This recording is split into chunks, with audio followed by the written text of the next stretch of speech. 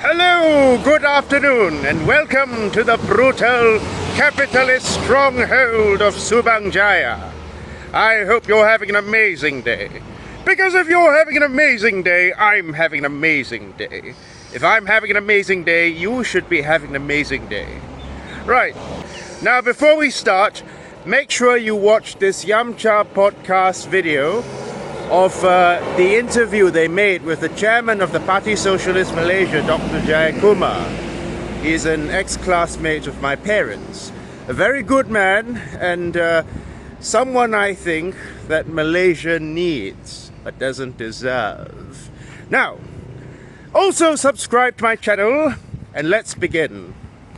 So today I'd like to make a video entitled 5 Misconceptions About Class that Malaysians still hold, and it's meant to dispel 5 wrong ideas about class that Malaysians still have from a Marxist-Leninist perspective. Okay, so if you haven't subscribed yet, make sure you subscribe to my video and let's begin. Okay, first misconception is that many people are workers, but not everyone is working class. Now this is going to make some people working in an office really angry, but you are not working class. Oh, hang on, don't be pissed off with me, wait, hear me out.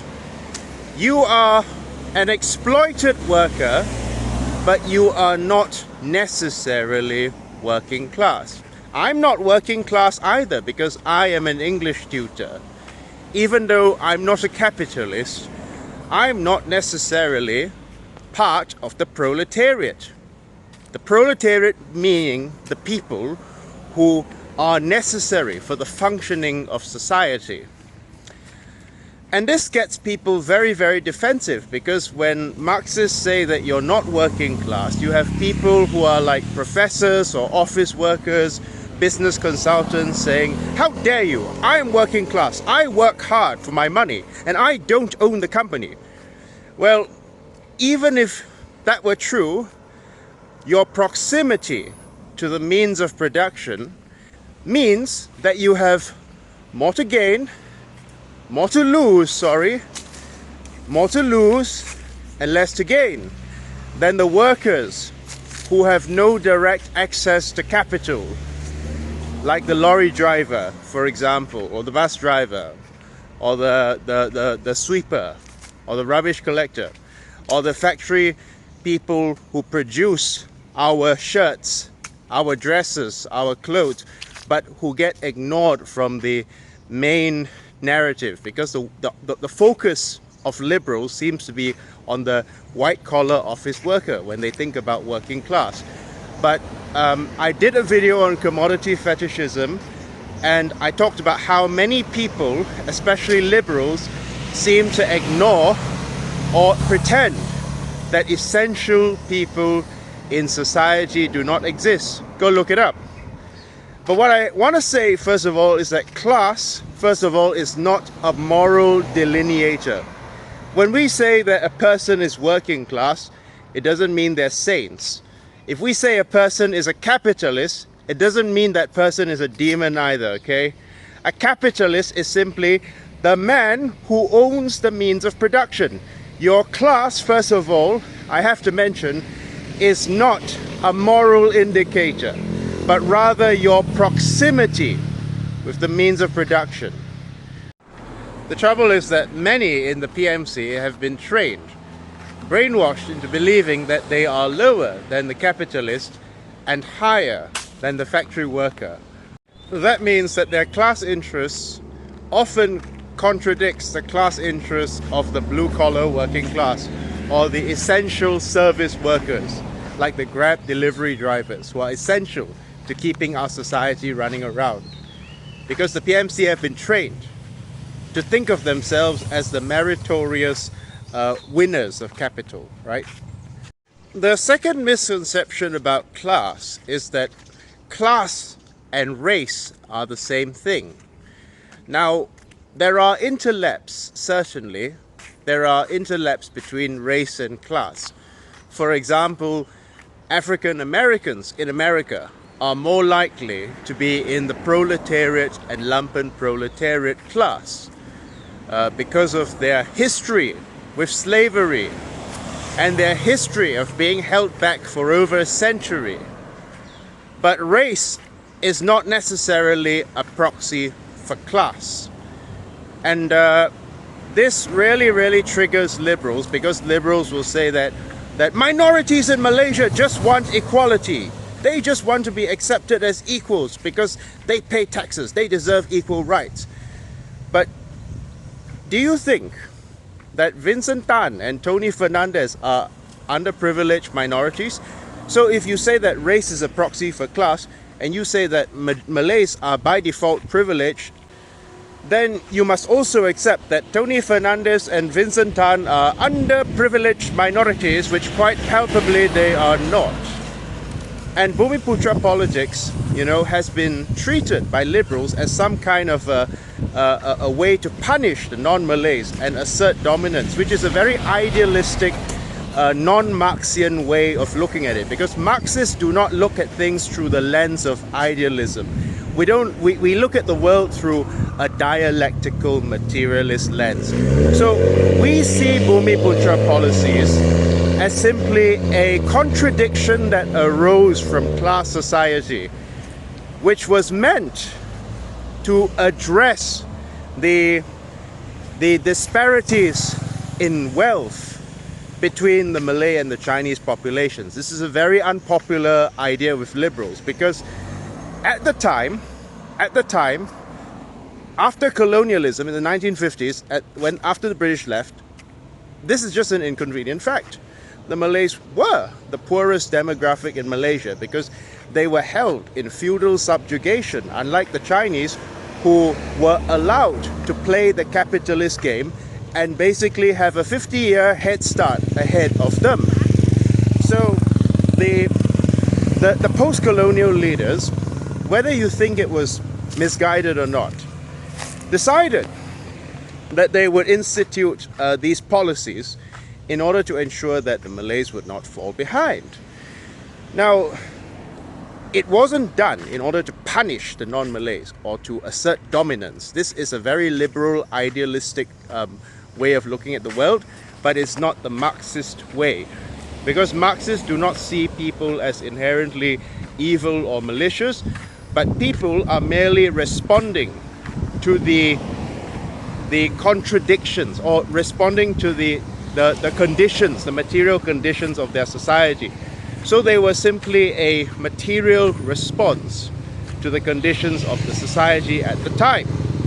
However, it is fair to say, of course, that these Bumiputra policies are being used to reproduce the class position of elite Malays, because they too take advantage of the affirmative action and housing discounts, even though quite palpably a poor Indian or poor Chinese needs them more than a rich Malay does, who gets private school and all the best teachers and tutors and books, right? So unfortunately, many people from the Chinese and Indian communities have been led to believe that the poor Malays, the Malays who are being exploited by the Malay capitalists in the same way the Chinese and the Indian workers are being exploited by the Indian capitalists, are guilty for their predicament. Now, of course, we know, that poor Chinese and Indians are very frustrated in this country because they are unable to get into university, into places like UiTM. They are unable to get scholarships. But instead of saying, we should have the poor fighting over scholarships, why not just make affirmative action needs-based rather than race-based, instead of throwing out the baby out with the bathwater? The problem is that liberals basically don't want to create a level playing field, but rather when they say equality, they mean basically make the poor Malay fight fairly with everybody else. Fairly in inverted commas, because they'll be fighting with rich kids from all stratas for scholarships. But we socialists do not see the poor Malay as the cause of the minority's suffering, okay? The third misconception about class that many people seem to harbor in Malaysia is that your class is determined by how much money you make or how much money your parents make if you're still a student and you haven't started working yet. Now, this is a very problematic way of defining class from a Marxist point of view, because from the Marxist point of view, class is determined by your relation to the means of production. In slave society, it would be determined by your relationship with the slave master.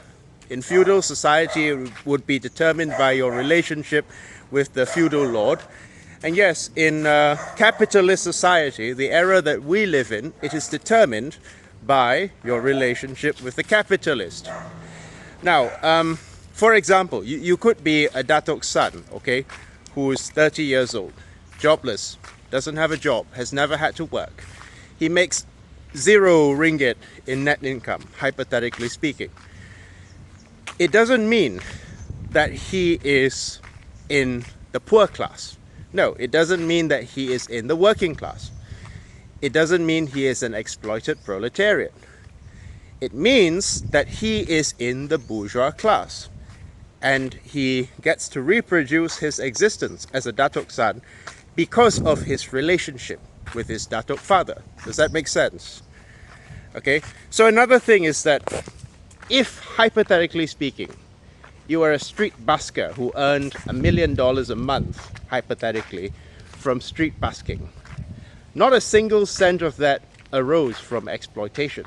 So Marxists do not go after you in that case, because we are concerned about exploitation, wage labor. So if you earn $100 off somebody else's labor, that's where we draw the line.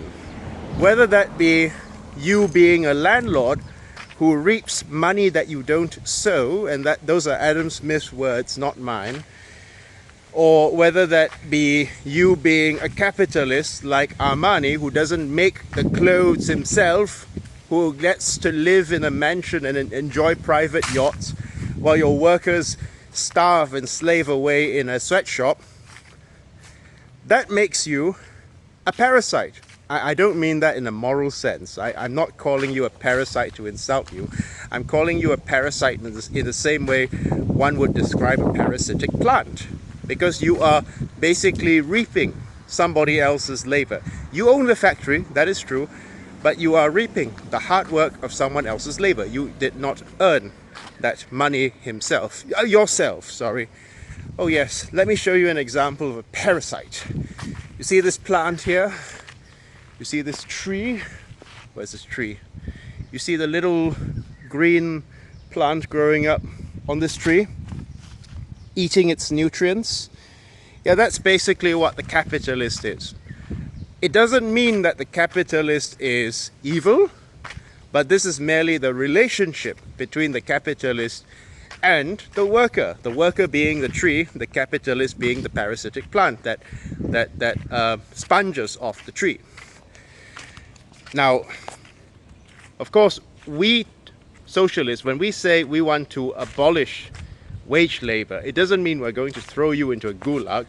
It means we're simply going to change the relationship between the capitalist and the workers. So your offices, your factories, they become worker co-ops, and you change from becoming a boss to a mentor. And yes, not everybody will be designated the same role. Everybody will keep their roles, but the money will be shared from according to each worker's contributions, not according to basically how much you decide to pay them. No, you will work as well alongside your workers, okay? And you'll reap how much you work for. Another thing that we have to clear up is that just because you're an exploited worker, it does not mean that you are working class. And this was mentioned in the first point, and this will definitely make some people very angry. It will definitely ruffle some feathers, because everybody wants to be working class, right? Even those who are not necessarily working class. Now, the problem with calling everybody who isn't a capitalist working class is that you also have to call MI6 agents and CEOs working class.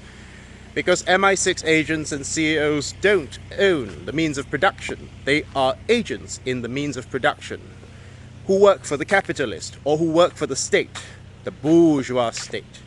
But you see how ludicrous it would seem to call these people working class, right? So we have to delineate between essential and unessential labor.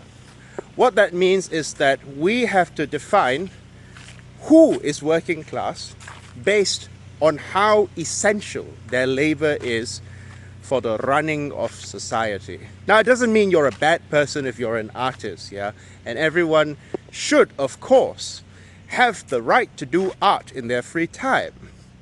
But when we determine who is the exploited proletariat, we have to make a distinction between the art professor and the factory worker who produces our clothes. Because one of them is essential for the running of society, and the other is, well, the balm that heals for sure, because we can't have hardness. We cannot only have hardness in society. We do need some softness and we do need some gentleness.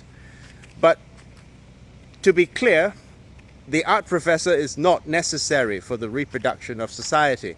In the same way, the corporate consultant and the office worker, like the manager, is not necessarily necessary for the reproduction of society. It doesn't mean you're a bad person. It doesn't mean you're exploited. But we have to determine who really is working class by how important their labor is for the reproduction of society. Mine isn't, okay? I'm an English tutor. Well, let us put it this way. From a Marxian point of view, the labor of the janitor, the teacher, the bus driver, the factory worker, the farmer, and so on are considered productive labor because they are necessary for the reproduction of society.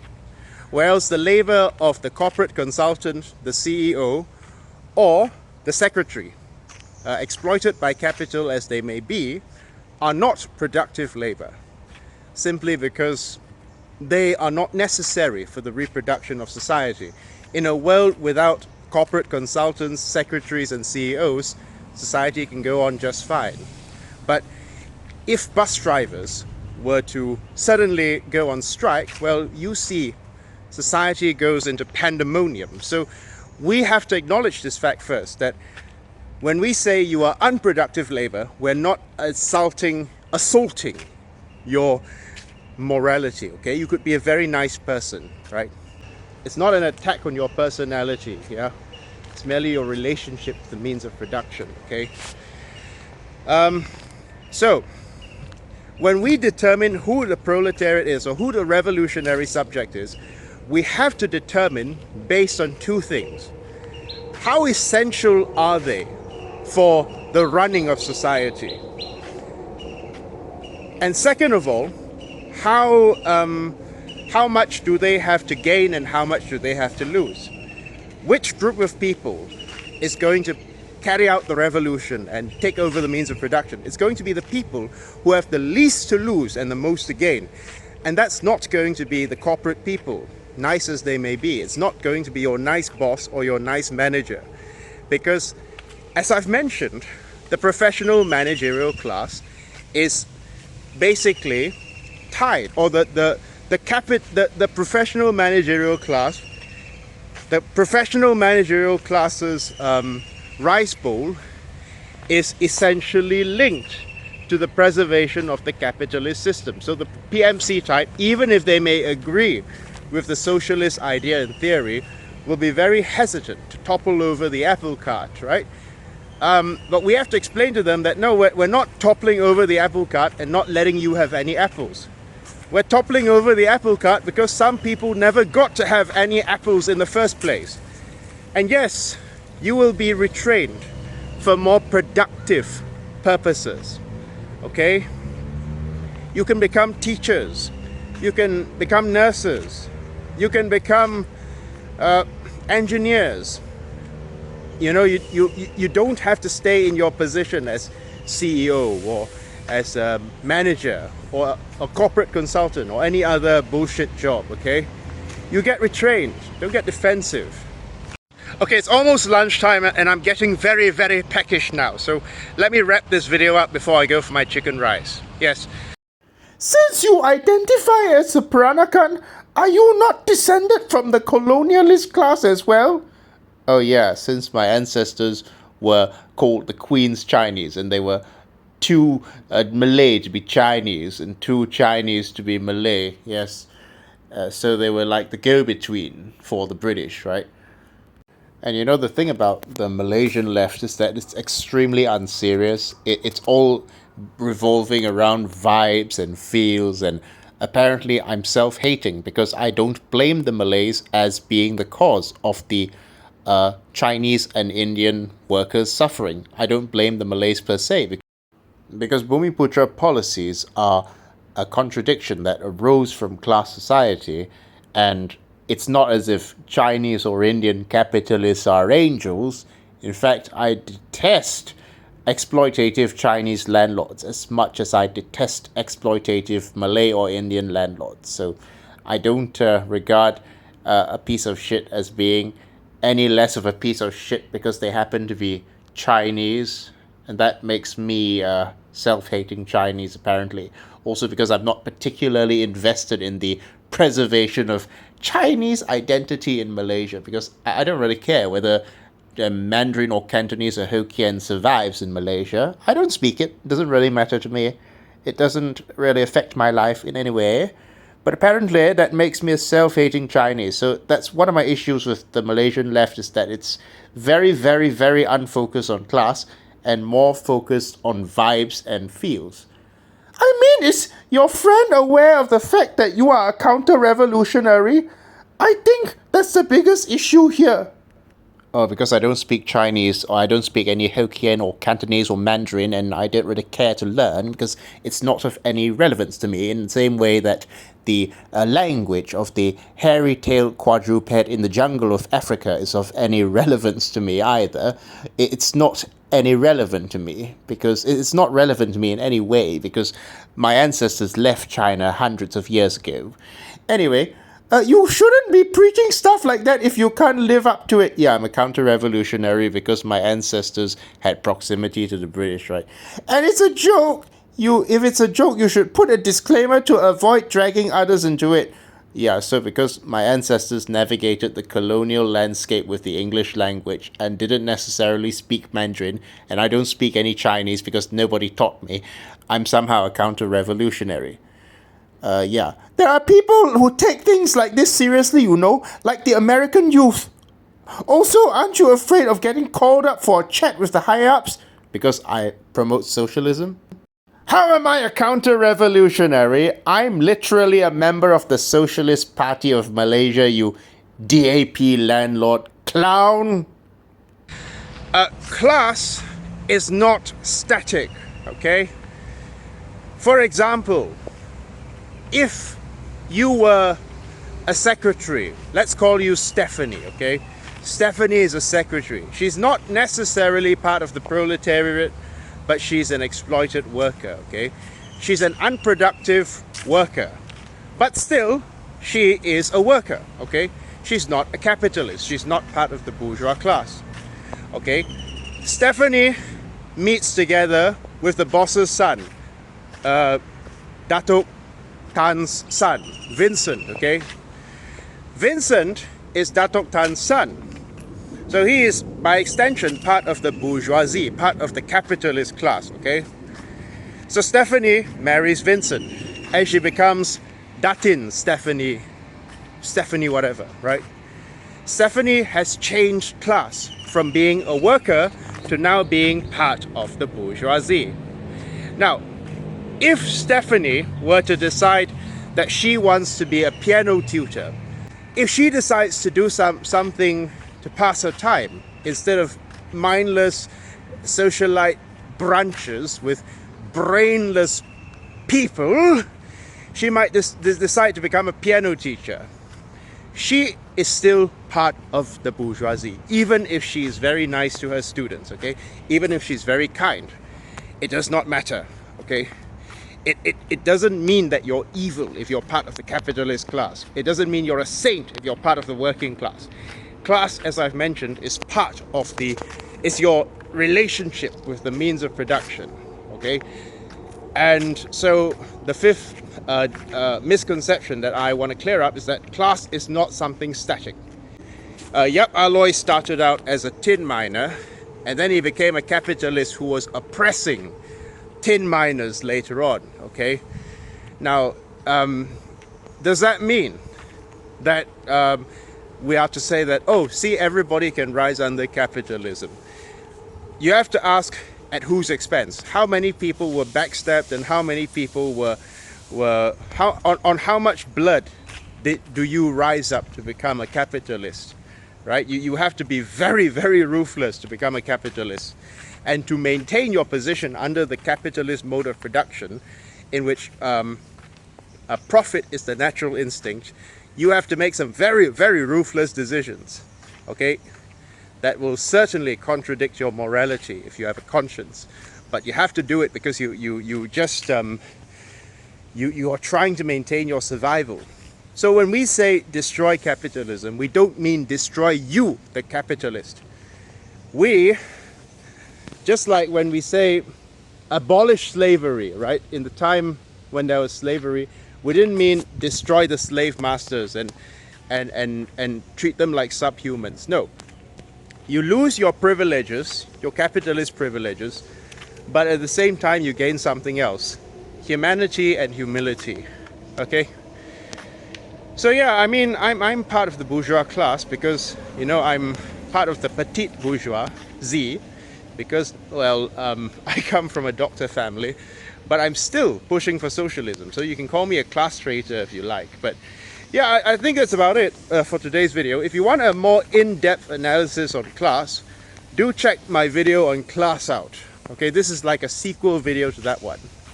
Thank you very much. Have a wonderful day.